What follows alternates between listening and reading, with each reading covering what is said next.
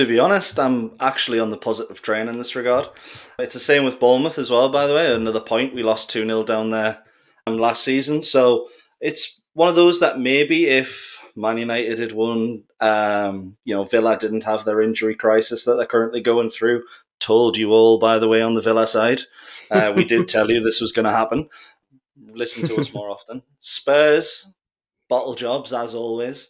If all that wasn't happening, I maybe would be a little bit more negative, but we're only 2 points off the top four, and we haven't exactly played well, so you can only imagine what we're going to be like when it finally starts to click.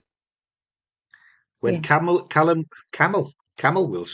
he's got the hump. When our new striker Camel comes back. Callum Wilson comes back after the international break. Oh dear. Yes, and we've got Isak on the left to help them. Gordon down the right. Whoa, what a forward line! Yeah, I'm super up. I'm up for the season. Joe, how are you feeling about the season?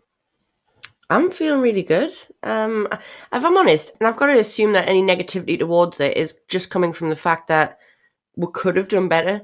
But you could do that in any season, couldn't you? In any match. Oh, we could have done this, we could have done that. And in the grand scheme of things, like you say, it could also be worse. So I'm feeling all right. We've got a lot of positives to drive towards. And if this is the blip, because let's get real, every time during, any point of any season, teams will have their blips. I'd rather get it out of the way at the start of the season. If we can just push onwards and upwards from here, you never know what we can do, but I'm feeling confident, I'll be honest. I'm fine. I think it's far too early in the season to start going into any sort of panic mode or be ridiculous like you see people going on about Eddie Howe and all this sort of thing. You've got to block out stuff like that, I think. And I think the players and stuff like that should as well.